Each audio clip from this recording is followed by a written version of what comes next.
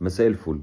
اول امبارح السيد ممدوح عباس كتب تويته كده بعد تعادل الزمالك مع المصري، وكاتب بقى فلوس وصرفت لكم الترضيات وروقت عليكم وانتوا مفيش نتيجه وبتاع. فانا بقى لو عضو مجلس اداره وبحترم نفسي وبحترم ذاتي هستقيل بعدها، لان انا هتكلم ازاي مع اي لعيب ولا هتكلم ازاي مع الجمهور وفي واحد بره المجلس بيقول ان هو بيدفع مستحقات وبيدي ترضيات ما هو اللي بيدفع مستحقات وبيدي ترضيات بيدير ما بيعملش. ما انت بقى بتعمل ايه في الدنيا؟ يعني حضرتك بتعمل ايه في النادي؟ بس احنا ملناش دعوه. تاني يوم بقى بعديها نادي الزمالك بدل ما يعني زي ما يقول يصور لنفسه نحرر ويبقى عنده حمية كده لذاته، لا، كان رد فعله انه عمل بيان. البيان ده غريب جدا. عمل بيان الساعة 2 بالليل، مش عارف ليه عامل بيان سواريه، وبيتكلم على البيان. اول حاجة بيعترض جدا على العقوبات اللي اصدرتها لجنة المسابقات ضده بتاع حرمان الجمهور ومش عارف ايه وال 200,000 قصه كده. بيعترض بشده وبيقول ان ده تحيز ضد الزمالك وهم متحفزين ضدي ومضطهدين الزمالك واضطهاد وكلام كبير قوي. في الاخر امال بس انا مش معترض على العقوبات. امال انت عامل البيان ليه؟ وفي نص البيان قام جايب سيره الاهلي في السكه كده لما امام عاشور شد الحكم من التيشيرت بتاعه وبتاع في الماتش، في ماتش الاهلي وبتروجيت. يعني بتروجيت ما اعترضش وانت اعترضت، وانت بتعترض في حاجه انت مالكش فيها خالص، لن تضرك في شيء ولا تنفعك في شيء. يعني انت مالكش دعوه خالص بالموضوع. فقمت مدخل الموضوع الاهلي في جمله مفيده في نص البيان بدون لازمه. في اخر البيان قمت جايب سيره عقوبات ماتش القمه بتاعت الانسحاب واللي انت مستنيها، ولن تقبل اي مش عارف موائمات ولا مش عارف هتقبل ايه، والتفاف حوالين اللوائح، كلام كبير كده. يعني انت سبت مشاكلك وقضاياك وغراماتك ووقف قيدك وقصتك وتعادلك مع المصري وعملت مشكله. ومين لها مشكله؟ عملت بيان ملوش الا كوميدي. واولا هو بيان مستفز جدا للاهلي. نفسي افهم الاهلي يعمل فيك اكتر من كده. يعني الاهلي مخليك مش شايف قدامك من غير ما يتكلم. ما هو اللي بيتكلم ما بيشتغلش وانت ما بتعملش حاجه غير الكلام. فهل انت عايز تاخد بطولات بالبيانات؟ البيانات ما بتجيبش بطولات. اسالنا احنا بقى. يعني الاهلي لما بيكتر في البيانات بنعرف ان الدنيا بايظه، لما يسكت تعرف ان في الناس دي شغاله دلوقتي عايزين يلغوشوا وبيعملوا ما بيلغوشوا على مشاكل ولا بتاع. بتلاقي الاهلي بيطلع بيان كل يوم. فاحنا عارفين ان الاهلي نفسه لما بيطلع بيان بيبقى بيلغوش. لو شغال ما بيتكلمش. انما انت على طول بتتكلم. كل ماتشات الدوري اللي بتلعب كل اسبوع ما طلعش الا الخطأ ده؟ ولا انت مركز مع الاهلي بس؟ الدار عشان ده انت في وكسه، ده انت في خيبه تقيل. يعني اقعد في جنب لحد ما تلم وضعك وتلم مشاكل. انت عندك بلاوي زرقاء ما انتش ناقص. ايه البيان ده؟ ما هذا العبث اللي انت بتعمله في نفسك؟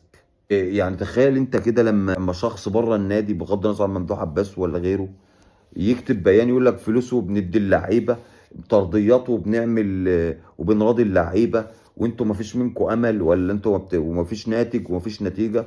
امال مجلس الاداره ده شغال ايه؟ بيكتب بيانات؟ ومش تسكت بقى، لا، ده انت تعمل بيان غريب. انت عامله ليه؟ انت انت بتعترض في الاول وفي الاخر ما بتعترضش. تحس ان في ثلاثه قاعدين على القهوه بيكتبوا البيان. عمر ابدا ما يكون بيان مجلس اداره ده ابدا او نادي. ده اكيد كانوا قاعدين على القهوه، ثلاثه قاعدين على القهوه بيتسلوا كده فكتبوا الكلمتين دول. انما ده بيان نادي. المفروض بيان النادي ده يتراجع مره واثنين وثلاثه وعشره قبل ما ينزل الناس تقراه. وبعدين في بيان بينزل الساعه 2 بالليل ليه؟ انتوا منزلينه عشان محدش ياخد باله ولا ايه؟ يعني من فضلكم الجو سخن اصلا والناس والعه. معلش مع احترامي، الاهلي كل يوم يرزعك قلم اسخن من اليوم اللي قبله. مش تقعد بقى ساكت لما تلم نفسك عشان تعرف ترد، لا، ده انت عمال تضرب بيانات وكلام. يعني كل ما الاهلي ينام شويه يصحى تاني يضربك تاني وينام. قلت قبل كده الناس في الزمالك دول عاملين زي واحد عيان تعبان مريض بياخد علاج بيتعالج، وفي واحد في اول الشارع حياته كلها مقضاها في الجيم.